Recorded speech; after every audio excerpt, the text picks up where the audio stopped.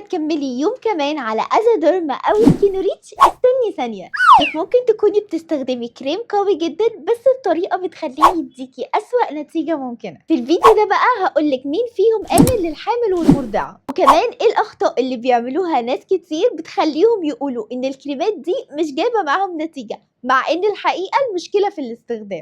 وهقولك برضو ايه اللي ممكن يبوظ بشرتك لو هي حساسة، وكمان ايه البدايل بتاعتهم لو في واحد فيهم مش مناسب معاكي اصلا. ولو انتي ما شفتيش الجزء الاول لازم ترجعي له علشان تبقي متابعة معايا وعارفة الفرق الاساسي بين الاتنين وايه استخدام كل واحد. خليني ابدأ باكتر سؤال مهم جدا، وهو هل أزادرم وسكينوريتش امنين للحامل والمرضعة؟ الاجابة هي أزادرم ينفع للحامل والمرضعة، اما سكينوريتش لا، وده بسبب الساليسيليك اسيد اللي موجود في السكينوريتش مش آمن في الحمل. بس برضو ده مش معناه اننا نستخدم الازادرم براحتنا، لازم ما نحطش الازادرم على الاماكن اللي بيلمسها البيبي علشان الكريم ده ما يتنقلش لجلده. حتى لو انت مش حامل، في غلطات ناس كتير بتعملها وهي بتستخدم الكريمين دول. الغلطات دي كفيلة تخليكي تقولي ان الكريمين دول مش جايبين معايا اي نتيجة. اخطر غلطة هي انك تخلطي الازادرم او السكينوريتش مع الريتينول زي الادابالين او الاكريتين او حتى اي احماض تقشير تانية، لان ببساطه انت مش بتسرعي النتيجه، انت بتدمري حاجز البشره. مش موضوع بس ان الاحماض بتتفاعل مع الريتينويدز،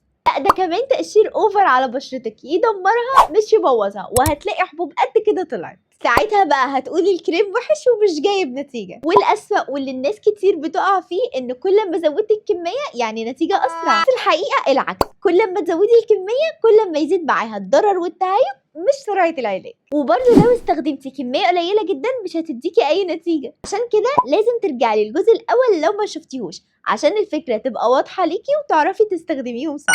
في بقى نقطه اخطر، وهو اننا بنخلطهم الاتنين مع بعض على اساس انهم هيعالجوا كل حاجه، بس اللي بيحصل ان الخلطه دي بتقلب ضدك وبتدمر حاجز البشره. اما بقى لو انتي مستعجله النتيجه فعشان كده مش بتلاقي اي فايده منها. قلتلك في الجزء الاول انه في خلال من 4 ل 6 اسابيع هتبداي تلاقي منهم تاثير فعلا والمشاكل هتبدا تتحل. كان الكريمات دي مش بتشتغل بسرعه زي ما انت متخيل. انا عارفه ان في سؤالين دلوقتي مش سايبين دماغكم، منهم ان انا لو بشرتي حساسه ممكن استخدم ازادرم او سكينوريتش اصلا؟ هنا بقى مفيش اجابه واحده لكل الناس، لان درجه حساسيه البشره بتختلف من شخص للتاني. بس خلينا متفقين على قاعده مهمه، ان الازادرم غالبا الطف من السكينوريتش، وده بسبب ماده الساليسيليك اسيد اللي موجوده في السكينوريتش قويه على البشرات الحساسه. خلاص اقتنعنا بيهم وعرفنا هنستخدمهم ازاي والغلطات اللي ما نقعش فيها.